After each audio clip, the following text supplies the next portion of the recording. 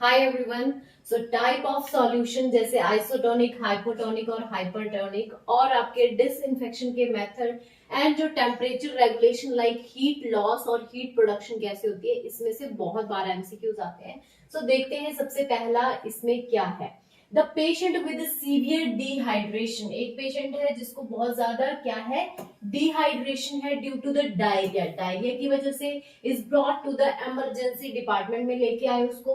The doctor orders an IV fluid, doctor ने क्या order कर दिए, IV fluid that will not shift water between intracellular fluid to the extracellular. मतलब उसकी वजह से क्या हुआ, उसका इंट्रासेलुलर एक्स्ट्रासेलुलर में नहीं जा पा रहा है, but will expand the extracellular volume। But हमारा जो पर्पस क्या है, जो एक्स्ट्रा सेलुलर वॉल्यूम है उसको हमें बढ़ाना पड़ेगा। So which solution should be given. So guys इस केस में कौन सा सोल्यूशन हम प्रेफर करेंगे, 0.45 NaCl मतलब सोडियम क्लोराइड 3%, 0.9%, या फिर 5 dextrose in 5% dextrose in water.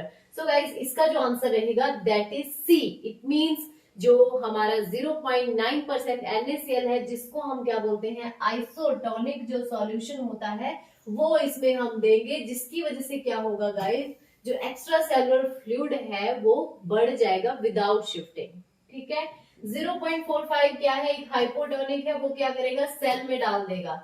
3% जो है वो हाइपरटोनिक में आते हैं, वो भी क्या करेगा, आउट ऑफ द सेल कर देगा। ठीक है। और जो 5% डेक्सट्रोज है वो आइसोटोनिक है initially, but metabolize to free water to act hypotonic, मतलब ये कहीं ना कहीं हाइपोटोनिक की तरह ये एक्ट करने लग जाता है। Next question, a nurse is disinfecting a blood contaminated surface in the ward। guys nurse क्या कर रही है, डिसइंफेक्ट मेथड यूज कर रही है, कौन से, उसमें ब्लड जो कंटामिनेटेड आर्टिकल्स हैं। ठीक है। Which is the most appropriate disinfectant to use. तो यहाँ पे गाइस सबसे मोस्ट कॉमनली हम कौन सा डिसइंफेक्टेंट यूज करेंगे, अल्कोहल 70%, 1% सोडियम हाइपोक्लोराइड, लाइसोल 5%, या फिर 2% ग्लूटाल्डिहाइड। सो गाइज बहुत बार ये क्वेश्चन आया हुआ है कि ब्लड वाले जो आर्टिकल्स होते हैं या सरफेस होता है उसको हम किस चीज से डिसइंफेक्ट करेंगे गाइज, 1% सोडियम हाइपोक्लोराइड से। याद रखना ये बहुत बार क्वेश्चन आता है। क्यों, फॉर ब्लड स्पिलेज WHO ने रिकमेंड किया है, जो जिसको आप ब्लीच बोलते हो, ब्लीचिंग पाउडर बोलते हो। ठीक है। अल्कोहल जो होता है वो surface cleaning, not effective on organic matter. ठीक है, ऑर्गेनिक मैटर में ये काम नहीं करता।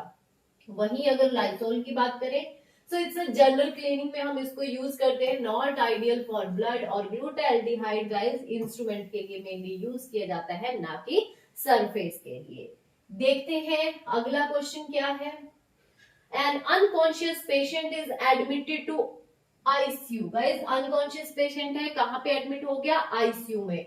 He is exposed wet after cleaning, ठीक है, and room temperature is kept low. The patient is at risk of heat loss mainly through, guys क्या है, बहुत ज्यादा वो क्या हो गया, उसको पसीना हो गया है। ठीक है, रूम टेम्परेचर भी बहुत ज्यादा लो है, तो उसका जो हीट लॉस है वो किसके थ्रू जा रहा है, कंडक्शन, कन्वेक्शन, रेडिएशन, या फिर इवेपोरेशन। सो गाइस देख सकते हैं यहाँ पे जो हीट लॉस का रिस्क है वो इवेपोरेशन के थ्रू हो रहा है, क्योंकि उसको क्या हो रही है, बहुत ज्यादा स्वेटिंग हो रही है, वाटर वेपर वहां से जा रहे हैं, तो सीधा सीधा हीट लॉस हो रहा है। गाइस जो कंडक्शन है वो डायरेक्ट कांटेक्ट की वजह से होता है। ठीक है, फॉर एग्जांपल कोल्ड से टच कर लिया, ओके। कन्वेक्शन है वो एयर करंट के थ्रू जाता है, और जो रेडिएशन है वो loss to the cooler environment without contact से वो जाता है। Next question, a neonate is placed in cold room. ठीक है, नियोनेट कौन सा होता है, जो 28 डेज का बच्चा है।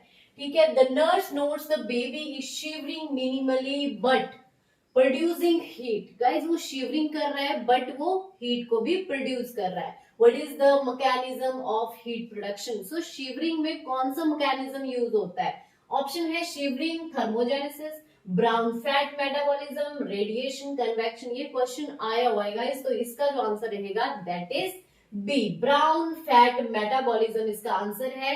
गाइस जो नियोनेट है वो कभी भी शीवर इफेक्टिवली नहीं कर पाते, So they really on non-shivering thermogenesis. Non-shivering जो थर्मोजेनेसिस का मतलब क्या है, हीट का बनना, हीट का प्रोड्यूस होना, ठीक है। तो इसमें क्या है, बाय मेटाबॉलिजिंग द, मतलब जो उसके फैटी टिश्यू है, एडिपोस टिश्यू है, उसके थ्रू वो हीट को प्रोड्यूस करेगा। Next question, a patient with cerebral edema is admitted after head injury. Cerebral edema, brain में एडिमा हो गया है, ठीक है, is admitted after the head injury, which IV fluid will be most appropriate. So यहाँ पे उसको कौन सा IV फ्लूइड देना है गाइस, याद रखना कंडीशन सेरिब्रल एडिमा की है, ठीक है। 0.9% NaCl, 5% डेक्सट्रोज, 3% NaCl या फिर रिंगर लैक्टेट। सो गाइस याद रखना, जिस भी केस में सेरिब्रल एडिमा होता है ना, उसमें हम कौन सा सोल्यूशन देते हैं, हाइपरटोनिक।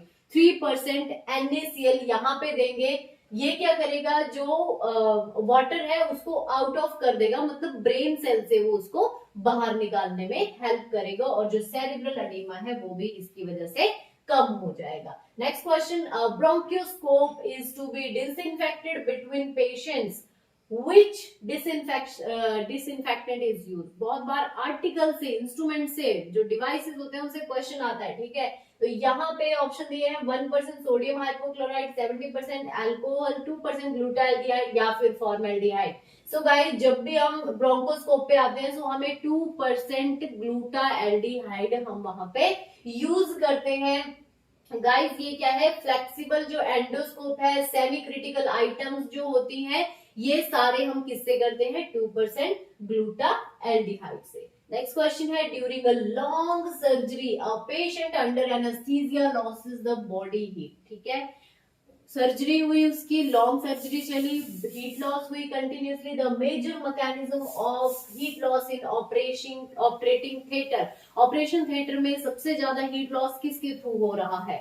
ऑप्शन है रेडिएशन, कन्वेक्शन, कंडक्शन या फिर इवेपोरेशन। सो गाइस इस केस में उसका जो रेडिएशन की थ्रू क्या हो रहा है, हीट लॉस हो रहा है, ठीक है। इन ऑपरेशन थिएटर 60% जो हीट लॉस होता है वो किसके थ्रू होता है, थ्रू द रेडिएशंस जो कि सराउंडिंग्स में होती है। नेक्स्ट क्वेश्चन है, 65-year-old हाइपरटेंसिव पेशेंट, हाइपरटेंशन है, उसको हाइपोनेट्रीमिया हो गया गाइस। हाइपोनेट्रीमिया इट मीन जो सोडियम का लेवल है वो बहुत ज्यादा कम हो गया, कितना हुआ है, 118, ठीक है। नेक्स्ट है मिलीक्यूलेंट पर लीटर विद कंफ्यूजन, साथ में उसको कंफ्यूजन और सीजर है, ठीक है। तो गाइस इसके लिए आपको उसकी नॉर्मल वैल्यू भी पता होनी चाहिए। The doctor orders a fluid that can rapidly increase sodium, serum sodium. So guys ऐसा कौन सा फ्लूइड हम दें कि उसका जो सीरम सोडियम है वो एकदम से बढ़ जाए। ऑप्शन है 0.45% NaCl, 0.93% NaCl या फिर 5% डेक्सट्रोज। सो गाइस इस केस में हमें सीधा सीधा दे देना है hypertonic, it means 3% NaCl solution. Next question है, nurse is preparing the operation theatre for a elective caesarean section. Elective caesarean section क्या होता है, जो प्री प्लान होता है, ठीक है। एक होता है इमरजेंसी सिजेरियन सेक्शन, यहाँ पे प्लान की बात हो रही है। Which disinfectant is most suitable for hand scrubbing and skin preparation, कौन सा मोस्ट कॉमनली डिसइंफेक्टेंट यूज करेंगे, फिनोल 5%, 70% अल्कोहल, ग्लूटाल्डिहाइड या फिर क्लोरहेक्सिडिन 2%। सो गाइस इस केस में हमें क्लोरहेक्सिडिन 2% हम यहाँ पे यूज करेंगे, ठीक है, जो क्या करता है, और हम बोल सकते हैं पॉविडिन आयोडीन इज द बेस्ट, ठीक है। तो क्लोरहेक्सिडिन हम यहाँ पे यूज कर रहे हैं गाइस। अब हम देखते हैं फिनोल, फिनोल को कभी भी स्किन के ऊपर अप्लाई नहीं करते, दिस इज वेरी टॉक्सिक। ग्लूटाल्डिहाइड पहले बता दिया इंस्ट्रूमेंट के लिए यूज होता है, और अल्कोहल क्या है, quick skin preparation but long lasting ये नहीं है, ओके। सो दैट्स व्हाई हम इसको यूज नहीं करेंगे। नेक्स्ट है, a patient with 40% burn is brought to emergency, 40% वो जल चुका है, इमरजेंसी में लेके आए हैं। The doctor orders fluid resuscitation according to the Parkland formula. Guys Parkland formula बहुत बार इससे जो आपके क्वेश्चन है पूछे जाते हैं, तो सबसे पहले पार्कलैंड फॉर्मूला बता देती हूँ। 4 ml को हम मल्टीप्लाई करते हैं टोटल बॉडी सरफेस एरिया से, और मल्टीप्लाई कर देंगे जो उसका बॉडी वेट दिया होता है, ठीक है। सो ये रहता है पार्कलैंड फॉर्मूला। इसके अकॉर्डिंग जो फ्लूइड जो हम रिससिटेशन करते हैं बर्न वाले पेशेंट में, वो हम इसके थ्रू वहां पे दे सकते हैं। सो यहाँ पे क्वेश्चन कुछ और पूछा है कि पार्कलैंड फॉर्मूला से हम कैसे कौन सा सॉल्यूशन यूज करेंगे।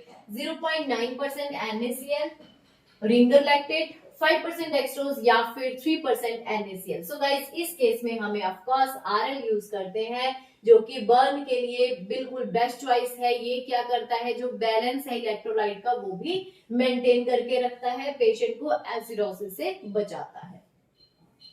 ओके गाइस, सो ये थे आपके मतलब आप बोल सकते हैं high yield MCQs for upcoming exam, जैसे आपका आरआरबी का एग्जाम आ रहा है। सो गाइस ऐसी वीडियो के लिए नर्सिंग टेक ज्योति को फॉलो जरूर करो। Thank you, keep sharing, keep supporting.